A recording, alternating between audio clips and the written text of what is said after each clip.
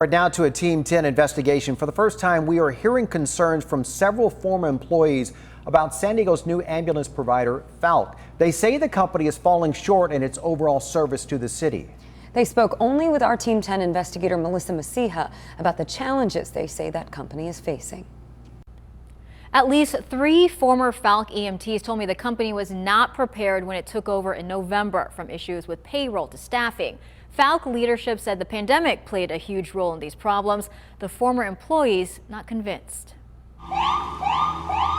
It's the best job in the world. EMT Sean Kellhofer worked for ambulance provider AMR. He moved over to Falck when it took over the city's contract. It was deciding to continue with the city. I really enjoyed working in the city. He was excited in the beginning. It was really cool. We had these things called auto loaders. You just click a button on the gurney and it raises it. Some hydraulic arms raises the gurney, saves you back quite a bit.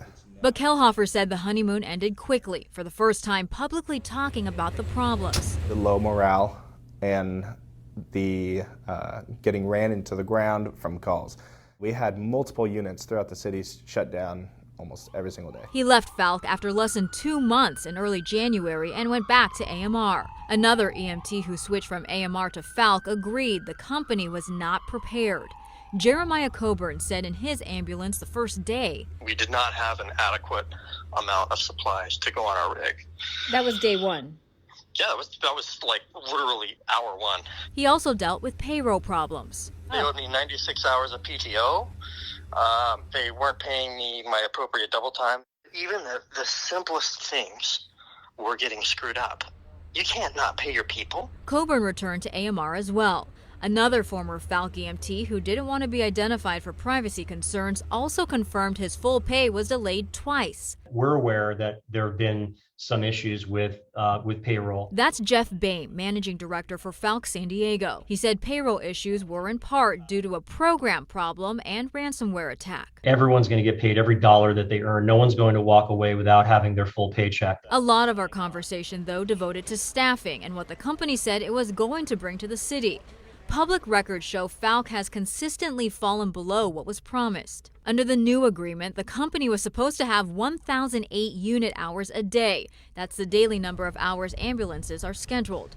Data from the city of San Diego shows from November 27th to February 20th, Falck reached 1,008 hours only 7 times.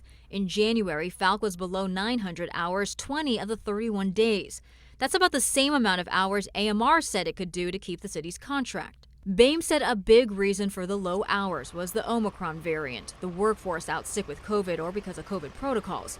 He also said first responders left the industry. We came into this a little short in staffing, and then it's challenging to bring more people in. Team 10 also received city data for what's referred to as level 0 days. That means there are no ambulances available.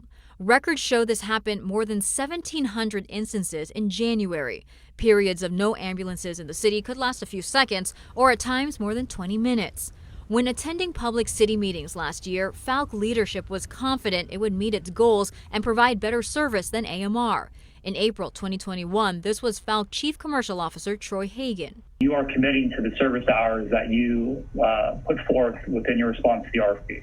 Is that correct? Yes, that is absolutely correct. We've gone through this entire process. We've built this plan together to commit those resources. So unequivocally, yes. A couple months prior, then Falck CEO Matt Gallagher said this. One of our critical path items is to make sure that we have the staffing level day one to meet the unit hours that we promised. At this point, is that promise broken?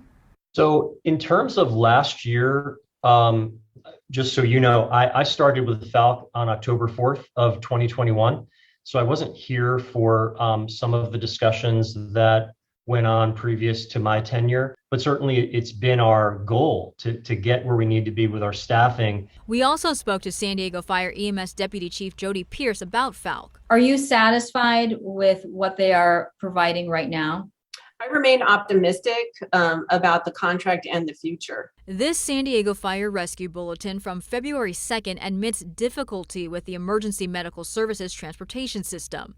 It refers to challenges and instances where company officers have decided to transport a patient on a fire apparatus. The bulletin was provided to provide guidance to the workforce, but was not utilized during the surge. So as far as you're aware, there haven't been any patients that have been transported on any fire trucks or engines?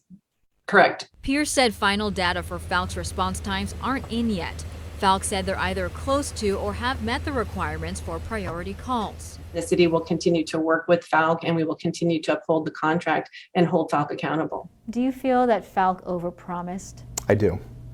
I think they promised just a little bit too much for what they can handle. I looked at level 0 numbers for the first 3 weeks in February. So far, there has been an improvement. The city's Public Safety and Livable Neighborhoods Committee is scheduled to talk about Falck during its meeting on Wednesday. Melissa Masiha, Team 10.